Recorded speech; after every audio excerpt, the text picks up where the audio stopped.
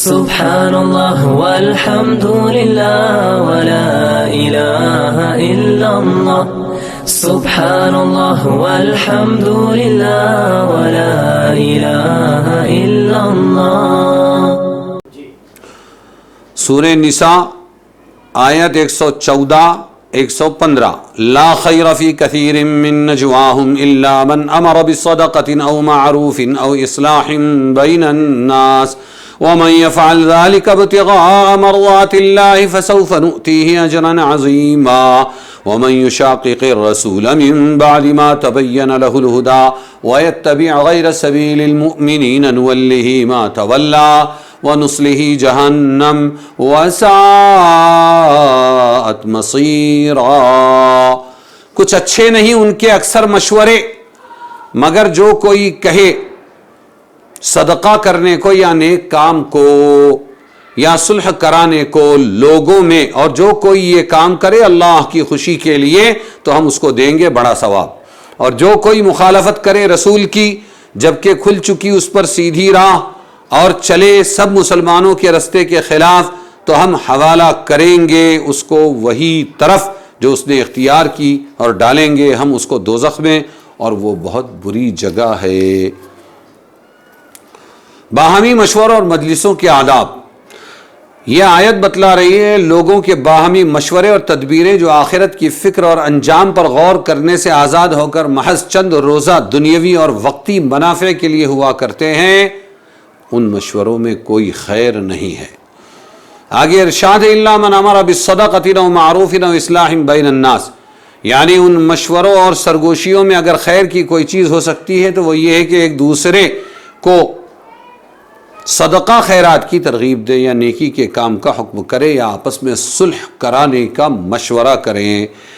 ایک حدیث میں ہے کہ انسان کا ہر کلام اس کے لیے مضر ہے، نقصان دینے والا ہے، بجز سوائے اس کے کہ اس کلام کے جس میں اللہ کا ذکر ہو یا امر بالمعروف ہو یا نہی عن المنکر ہو۔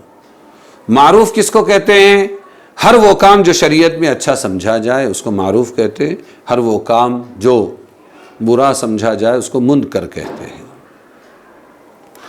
امر بالمعروف اور نیکی کے حکم اور ترغیب کو شامل ہے، جس میں مظلوم کی امداد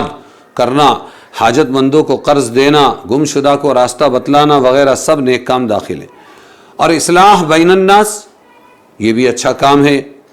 یہ بھی اگرچہ اس میں داخل ہے لیکن خاص طور سے اس کو الگ سے اہمیت کی وجہ سے بیان کیا گیا کہ ان دونوں چیزوں کا نفع متعدی ہے، ان سے ملت کی اجتماعی زندگی سدھرتی ہے۔ نیز یہ دونوں کام خدمت خلق کے اہم ابواب پر حاوی ہے۔ ایک تو ہے نفع حاصل کرنا، جلب منفعت، اللہ کے مخلوق کو نفع پہنچانا، دوسرے دفع مضرت، لوگوں سے تکلیف رنج کو دور کرنا۔ صلح کرانے کی فضیلت، لوگوں کی باہمی رنجشیں دور کرنے، ان کے آپس میں مصالحت اور موافقت پیدا کرنے کے متعلق رسول صلی اللہ علیہ وسلم نے فرمایا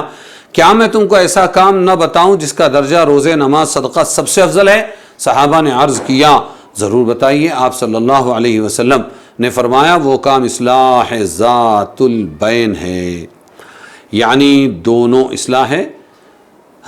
ذات البین ہے، یعنی دونوں شخصوں کے درمیان کوئی رنجش پیدا ہو جائے تو اس کو دور کر کے آپس میں صلح کرانا اور فساد کو ختم کرنا ہے۔ رسول صلی اللہ علیہ وسلم نے فرمایا فساد ذات البین ہی الحالقہ، فساد ذات البین ہی الحالقہ، یعنی لوگوں کے آپس میں جھگڑا فساد مونڈ دینے والی چیز ہے۔ جھگڑا فساد یہ مونڈ دینے والی چیز ہے۔ پھر اس کی وضاحت اس طرح فرمائی جھگڑا سر کو نہیں مونڈتا بلکہ انسان کے دین کو مونڈ دیتا ہے۔ اجماع امت حجت ہے، یہ جو ہے کہ وَمَن يُشَاقِقِ الرَّسُولَ مِن بَعْدِ مَا تَبَيَّنَ لَهُ الْهُدَى وَيَتَّبِعْ غَيْرَ سَبِيلِ الْمُؤْمِنِينَ نُوَلِّهِ مَا تَوَلَّى وَنُصْلِهِ جَهَنَّمَ۔ اس آیت میں دو چیزوں کا جرم عظیم اور دخول جہنم کا سبب ہونا بیان فرمایا، ایک اللہ کے رسول کی مخالفت اور دوسرے اللہ کے رسول کی مخالفت تو کفر ہے نا، دوسرے جس کام پر سب مسلمان متفق ہو اس کو چھوڑ کر ان کے خلاف کوئی راستہ اختیار کرنا۔ وَيَتَّبِعْ غَيْرَ سَبِيلِ الْمُؤْمِنِينَ، مسلمانوں کے مومنوں کے راستے کو چھوڑ کر دوسرے راستے پر چلنا۔ اس سے معلوم ہوا اجماع امت حجت ہے، یعنی جس طرح قرآن و سنت کے بیان کردہ احکام پر عمل کرنا واجب ہوتا ہے، اسی طرح امت کا اتفاق جس چیز پر ہو جائے اس پر بھی عمل کرنا واجب ہے، اس کی مخالفت گناہ عظیم ہے۔ آپ نے ایک حدیث میں فرمایا ید اللہ علی الجماع من شذ شذ فی النار، جماعت کے سر پر اللہ کا ہاتھ ہے، جو شخص جماعت مسلمین سے علیحدہ ہوگا وہ علیحدہ کر کے جہنم میں ڈال دیا جائے گا۔ امام شافعی رحمۃ اللہ علیہ سے سوال کیا گیا اجماع امت کے حجت ہونے کی دلیل قرآن میں مجید میں موجود ہے، اجماع امت کی دلیل قرآن میں موجود ہے۔ انہوں نے فرمایا 3 دن کا وقت چاہیے، اور 3 دن میں انہوں نے دن میں 3 قرآن، رات میں 3 قرآن مکمل کیے، تو 6 ہوئے، 6 تیا 6 دنے 12، 6 تیا 18 قرآن ختم کیے انہوں نے 3 دن میں 3 رات میں، 3 کر کے رات دن میں۔ اور اس کے بعد مسلسل 3 دن تک یہ کام کرنے کے بعد انہوں نے فرمایا کہ یہی آیت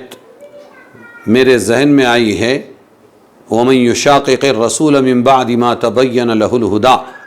وَيَتَّبِعْ غَيْرَ سَبِيلِ الْمُؤْمِنِينَ،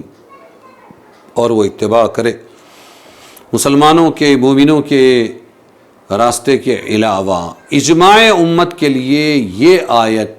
قرآن کی